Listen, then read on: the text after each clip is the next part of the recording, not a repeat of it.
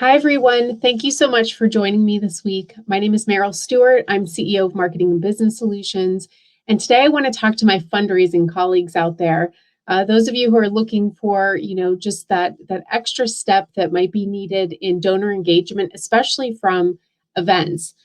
This is a topic that's come up in conversation on a couple projects I'm working on. And one of the things I realized is that as fundraisers, as development teams and professionals, we get really mired down in the details of planning those events and planning those interactions with our donors. But sometimes we forget to take a step back and really think about what it is we're trying to achieve in the end, asking that question, what does success look like for this specific instance or interaction or event? And I know many of you are thinking about, hosting in-person events soon and may already be doing so on a smaller scale. But as you really think about those, especially at a time where I think people are really excited to want to get back together and to see each other, is really thinking about what is the experience that you want people to take away from this interaction or this event that you're trying to plan, but also how is it setting you up for success in cultivating that relationship after? So one of the things that I think is important to think about is really to just ask that question, what does success look like for this event? And specifically, I'm thinking about an event that's coming up for an organization where they have this great opportunity to engage some of their highest level donors in an in-person event, and they're going to have a blast. And there's lots of things that they're going to be doing, and there's so much that goes into planning all of the special details of that. But the one thing that I don't hear in any conversation is, what is the donor experience going to be like? What are going to be the ways in which we pull through, the great work of our organization so that that donor or that, number of donors, that our audience can really feel connected to what we do? So a couple things to think about. One is that you want to make sure, if you're starting with the end in mind, that you're thinking about what you want those conversations to be after the event. What do you want to be able to call the donors after the event and have a conversation that's fruitful? And so what are those things that would be important that they need to know before that call that could be experienced at this event? I think about, many organizations are working on major gift campaigns, and they're really trying to engage people in maybe larger gifts this coming year. And so what are the opportunities that you have as an organization, those needs that you need someone to invest in, that you want someone to make a contribution towards?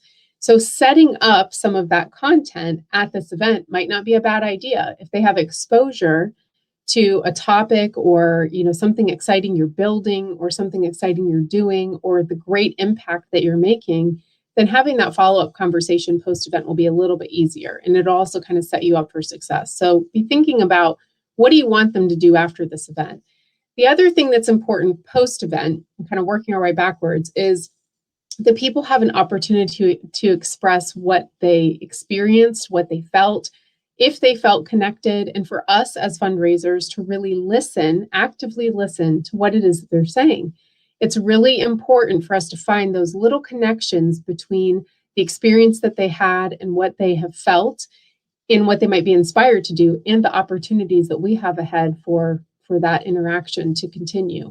So really thinking about, how you're going to frame that conversation. What types of ways are you going to thank them? What questions are you going to ask them to engage them in conversation, to really listen to what their experience was and how they felt connected? So we're going to move our way backwards into the event.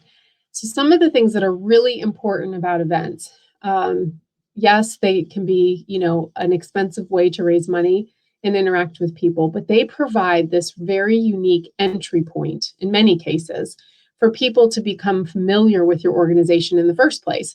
And for donors who have been engaged with your organization for a period of time, it's a great way for them to come together and to support something in a really fun and dynamic way.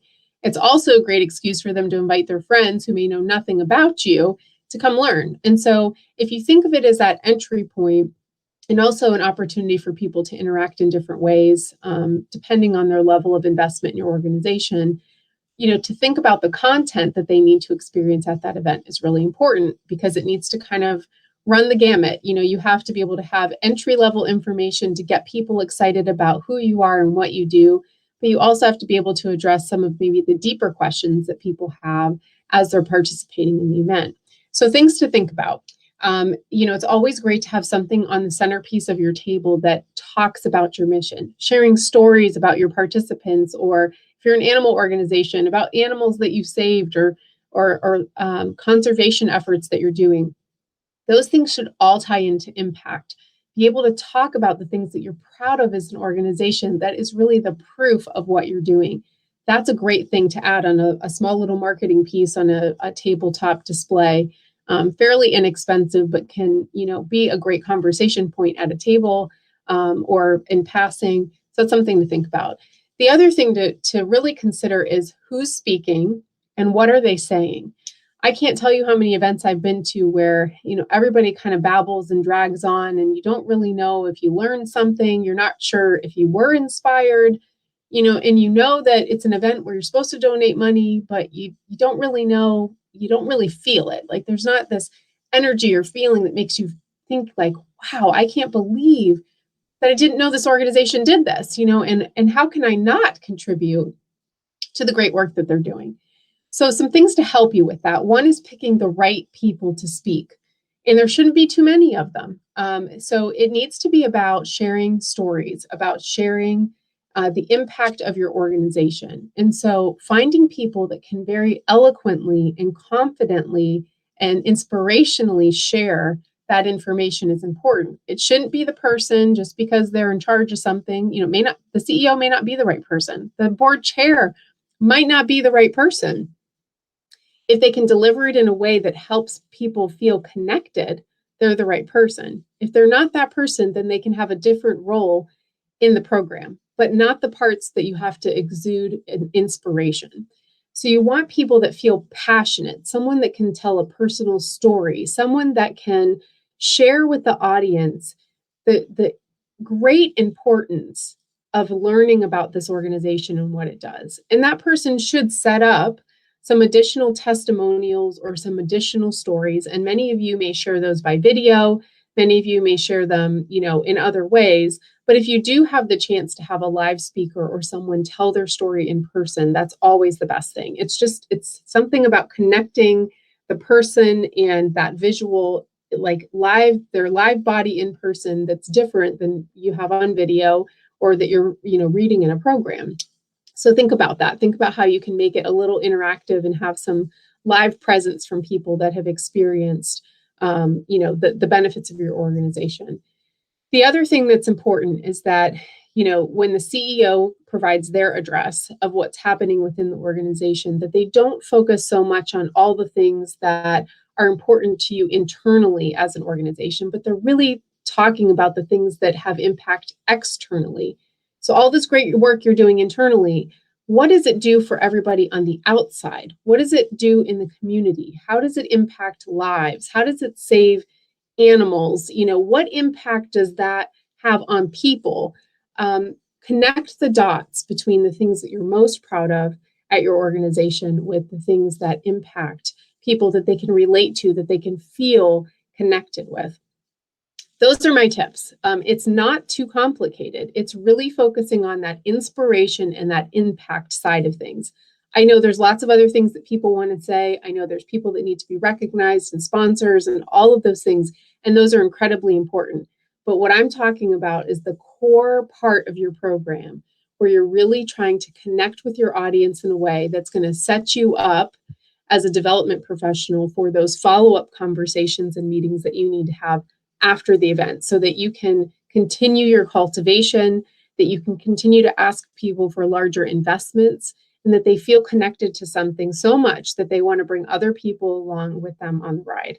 So I hope that's helpful for you. If you have any questions, as always, please leave them in the comment section. You can also visit our website at www.mymabs.com. It's MYMABS.com, and we're happy to respond there as well. You can learn more about what we do. Visit our YouTube page. All of our videos are on there for your viewing pleasure. If you'd like to go back and learn about some other topics, they're there.